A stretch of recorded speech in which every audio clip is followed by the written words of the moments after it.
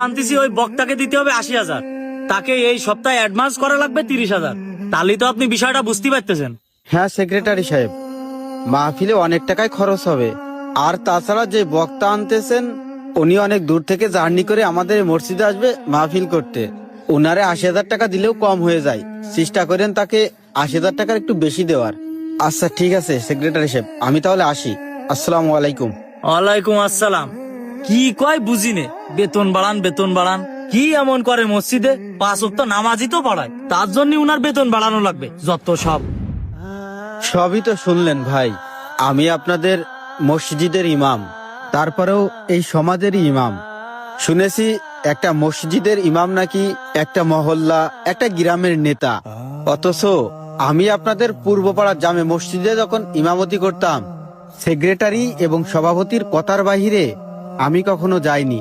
যখন আমি আমার বেতন বাড়ানোর কথা বললাম, ঠিক তখনই আমি আপনাদের ওই পূর্বপাড়া জামে মসজিদের সেক্রেটারি এবং সভাপতির চোখে বিষ হয়ে গেলাম। আমি আমার এই সমস্যার কথা পূর্বপাড়া জামে মসজিদের যত মুসল্লি আছে, ওই মহল্লায় যত মানুষ আছে, আমি সবাইকে বলছিলাম। কিন্তু এই আমার হয়ে কেউ কথা বলেনি, আমার জন্য কেউ পদক্ষেপ নিইনি, আমার কথাটার কেউ গুরুত্ব দেয়নি। তাহলে সেইখানে আমি কি করে থাকবো বলেন? তবে ভাই আমি অসন্তুষ্ট না, আমি শুকরিয়া আদায় করি আল্লাহ পাকের নিকট। আল্লাহ পাক আমাকে ভালো রেখেছেন আলহামদুলিল্লাহ। আমার রিজিকের ব্যবস্থা কোনো না কোনো ভাবে তো করেই রেখেছেন। এই যে আমি এখন চায়ের দোকান দিয়েছি, আলহামদুলিল্লাহ আমার এই চায়ের দোকান দিয়ে আমি এখন অনেক ভালো আছি। শোনেন ইমাম সাহেব, একটা কথা বলি। আসলে আপনার সাথে যা ঘটছে তার যদি পুরোটাই দায়ভার দিতে হয়, তাহলে আমি বলবো যে আমাদের সমাজের দোষ। আপনি খেয়াল করে দেখছেন কিনা জানি না, আপনি দীর্ঘ ৩ বছর যে আমাদের পূর্বপাড়া মসজিদে ইমামতি করছেন, এই ৩ বছরেই কিন্তু বাৎসরিক ৩টা মাহফিল হয়েছে।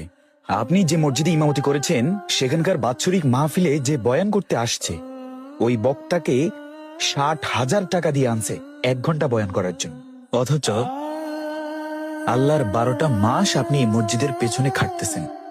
ফজর, জোহর, আসর, মাগরিব, এশা, এমনকি অজুখানা থেকে শুরু করে সবকিছু পরিষ্কার করার কথা ছিল গ্রামের মুসল্লির, সেই কাজটাও আপনাকে দিয়ে করাইতেছে। এটা আসলে আমি একার সভাপতি সেক্রেটারির দোষ দিচ্ছি না, এটা আমাদের সমাজের দোষ। এই যে আপনি বলছেন যে বিষয়গুলো তো আপনি সমাজরেও জানাইছেন, সবাই তো জানে, এর পরেও তো কেউ প্রতিবাদ করতে গেল না। কেন গেল না?